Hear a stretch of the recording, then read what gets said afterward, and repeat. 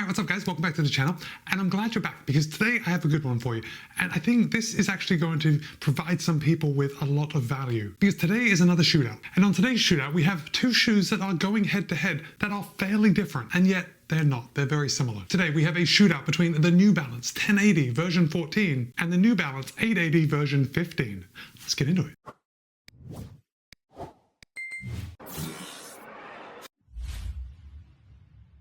Alright, first of all, I do just want to say thank you to Roadrunner Sports because they were good enough to send me both the 1080 version 14 and the 880 version 15 for the purpose of review. However, no one at Roadrunner Sports has told me what to say, they don't have any editorial privileges, and all the thoughts and opinions are my own. Now look, you are going to be able to pick up both of these at Roadrunner Sports, so of course I'm going to place a link in the show notes below in case you want to head on over and pick either of these up for yourself. And if you do, you'll be able to pick up a pair of the New Balance 880 version 15 for $140, or you'll be able to pick up a pair of the New Balance 1080 version 14 for $165.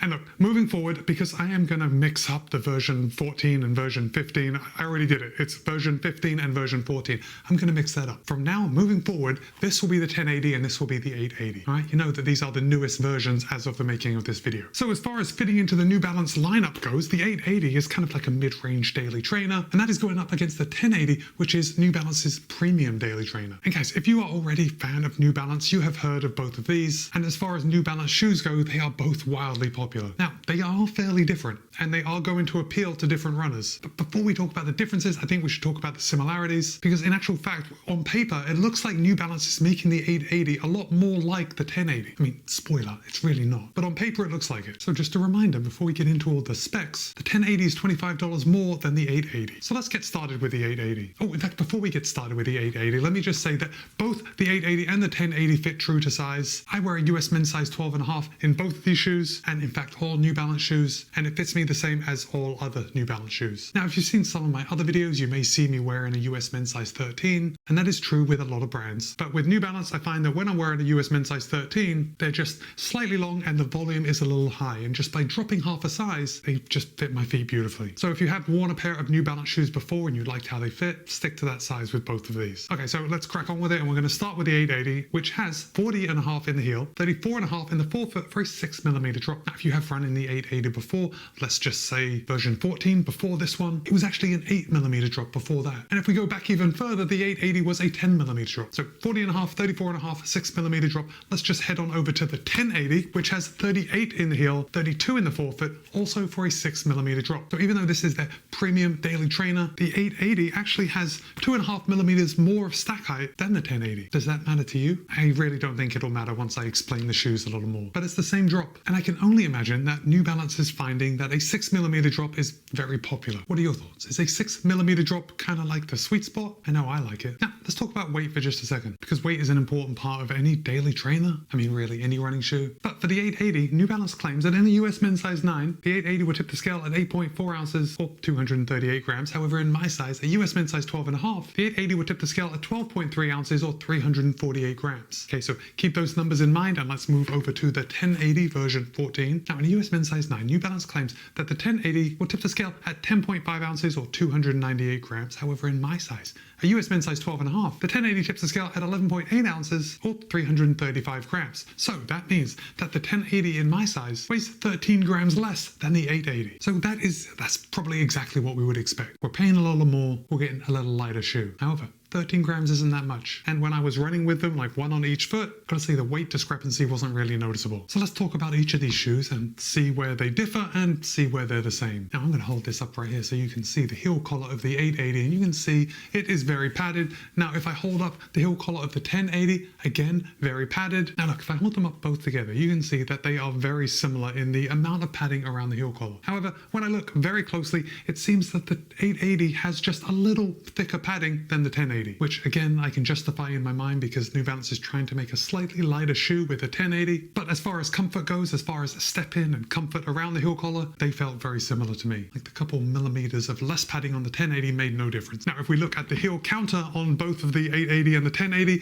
the 880 is very rigid. The 1080 is also very rigid. Both the 1080 and the 880 have a slightly raised heel pull right on the back in case you want to grab on and help pull that shoe on. Again, as usual, these are daily trainers with rigid heel counters. There is really no need to pull this on. You can just step into the shoe and seat your foot how you like it. For the upper on the 880, New Balance is using a engineered structured mesh. For the upper on the 1080, New Balance is using a triple jacquard mesh, which sounds a lot better. Although, by feel, if I feel both of these, and by looks, the mesh is fairly similar. At least fairly similar in thickness and in feel. Now, the patterns of the mesh on both shoes are going to be just a little different, but as far as breathability goes, at least here in the toe box, I think the 1080 and the 880 are going to be very similar. Now, the tongue on the 880 it's as we would expect with a $140 daily trainer. It's quite thick, but not too thick. It is gusseted, and there is no lace loop here on the front. So it is nice to see that New Balance has included the gusseted tongue in this $140 880. Now, the tongue on the 1080, let me just remind myself of my thoughts by feeling both at the same time. Yeah,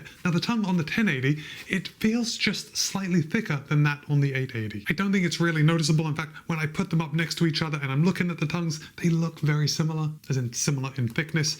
And the tongue on the 1080 is gusseted, the same way it is on the 880, and again, no lace loop on the front. As far as overlays go, yeah, New Balance is sticking to their recipe of styling on both shoes. We have the big N on the lateral side, we have a bigger N on the medial side of the 880, but we still got that little N on the lateral side of the 1080. Now let's come down to the midsole. Because with the 880, New Balance has actually made a big change. They've included Fresh Foam X in this version of the 880. Now, New Balance is also using Fresh Foam X in the 1080. So at this point, I want you to stop and reflect and remember that both of these shoes have a 6mm drop. They're fairly similar in stack height, with the 880 coming in just 2.5mm more. As far as the upper, the heel collar, the counter, it's all just very similar. And now we're using the same Fresh Foam X in both shoes. Well, the name is where the similarity ends, because they are two different formulations of Fresh Foam X. And this is where we're going to separate runners from either wanting to buy the 1080 or the 880. That is, unless you are very price conscious and you just cannot live without a $165 shoe, then obviously you'll be going for the 1080. But barring that reason, the difference between the durometer readings of the 1080 and the 880 are really going to be the one deciding factor. Now, before we talk about ride, let's just come down to the outsole. And again, I don't think there is enough information here by me holding this up for you to actually make a decision. Both have, I don't know, the same amount of outsole rubber. Obviously, the patterns are just a little different, but I think for outsole rubber coverage, we have effectively the same amount. Good amount up on the forefoot, and then good amount on the heel too. We can see the rubber on the 880 does come around the back, where we've got exposed Fresh Foam X here. On the 1080, as far as wear goes, yeah, they're both standing up pretty well. In fact, you know what? I've had the 1080s a lot longer than the 880s, but I think the outsole rubber on the 1080s are just looking a little better. But it's really not by much.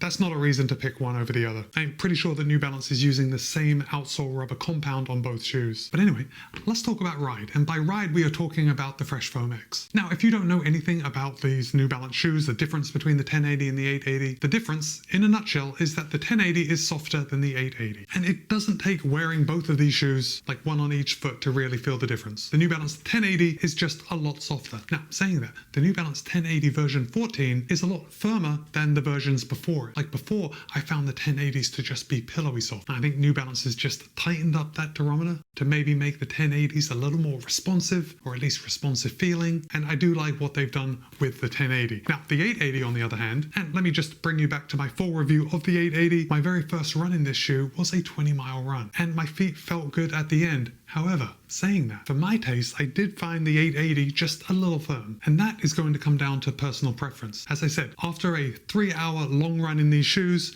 my feet still felt good, but it wasn't just that same level of super plush comfort that I like when I'm going out for a long run. Now, because New Balance has tightened up the durometer on the 1080, I think that is going to make the 1080 a much better long run shoe. At least for someone like me that likes just a little softer touch on their shoes. Now remember, both these are using Fresh Foam X. However, I would not describe the 880 as being a bouncy shoe, like not in the slightest. It's quite firm, and because it's quite firm, it gives you the illusion of road feel, so you're going to feel that energy coming back to you, so you may be able to pick up the pace a little better in the 880 than you will in the 1080, but ultimately that is kind of irrelevant because the 880 is not a speed shoe. I mean, unless you're buying one pair of shoes and you want to do everything in it and you don't plan on running long, yeah, I think the 880 will work just fine. But if you are going to be running, I don't know, let's just say higher mileage. Let's say you're going to be increasing your mileage and you might like a slightly softer landing, but definitely not too soft. I think maybe the 1080 is going to be the way to go for you. If you are anything like me, then yes, I think you will favor the 1080 over the 880 just because it's slightly softer. Now that became especially apparent when I went for a run with the 880 on one foot, the 1080 on the other, and I could really feel that the difference between these shoes were night and day. Now, standing still, they feel exactly the same, and that's because,